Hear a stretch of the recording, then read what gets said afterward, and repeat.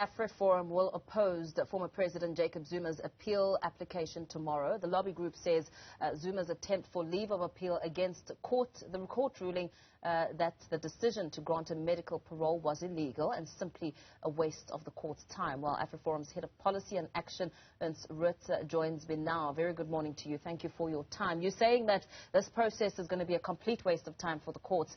What are some of the responses that you're putting forward? Well, the reason why we will oppose is obviously we were an applicant in the matter that was ruled last week, where it was said that the decision to grant medical parole to former President Jacob Zuma was unlawful. We believe that it was a patent illegality, and that it's quite clear. You can look at the ruling that was handed down last week. It was properly argued. There's proper reasoning into it. It's very clear and very obvious that medical parole should not have been granted in the first place, which is why we believe that this appeal should not be granted, simply because it's a waste of the court's time and it's a waste of resources. And what arguments are you intending on presenting to the court tomorrow? Well, what we're arguing is largely, as I've summed it up to you now, is that the law on this issue is quite clear. There is a very particular and a very strict law in terms of medical parole, how it should be granted. That was properly looked into by the court in the first place, that looked into this matter.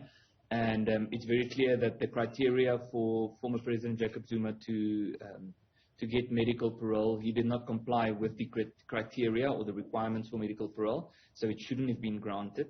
And the court was correct to say that the decision was an illegality, also because of the fact, or among others, because of the fact that the medical parole board themselves have not recommended that medical parole should not be granted.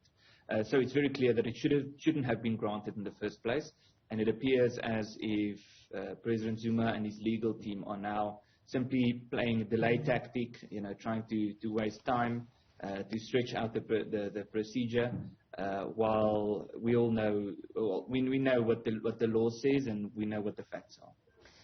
In that knowledge, some legal experts have also weighed in, saying that despite Zuma's leave to appeal, the application being set for Tuesday, he's unlikely to be in prison anytime soon because of the long processes that still need to take place.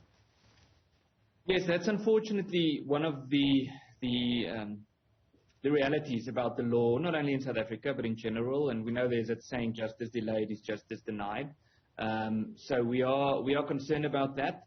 And court processes often take time because it's important for the court to look into everything. It's important for the different parties to prepare, to make sure their legal arguments, their legal teams are properly informed and prepared, that the arguments are correct, and so forth.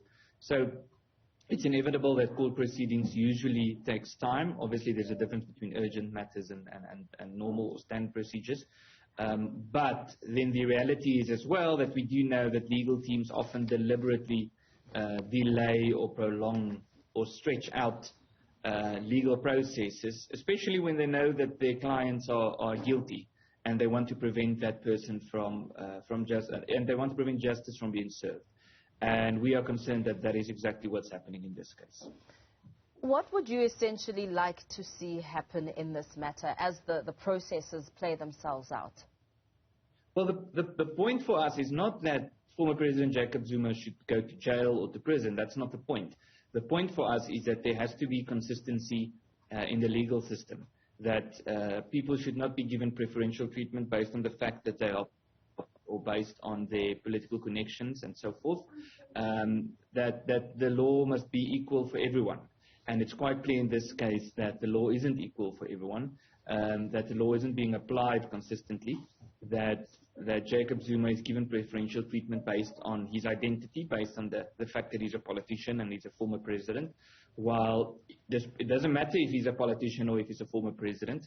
If he broke the law, if he committed a crime, there has to be consequences for that, especially because of the fact that he is a politician and a former president. With the consistency in the legal system that you speak of, there have been fears that should the former president be sent back to prison, that it might trigger more unrest the kind of unrest that we saw in July. Is that something that you think is a concern? I think we should be concerned about that, but we should never allow manipulation and intimidation of a legal process to determine the outcome. So if politicians encourage people to take us to protest or to riot, to try to manipulate an outcome or to try to intimidate a party to a matter, to say that they shouldn't be, to try to intimidate them not to continue with the matter, we should never allow something like that to influence the process, because once we submit to that type of intimidation, it's going to be disastrous for justice in this country. Very well. Let's leave it there for now. AfriForum's Ernst Roest, as AfriForum opposes former President Jacob Zuma's appeal, which is a matter that will be heard tomorrow, of course, giving their input in that matter.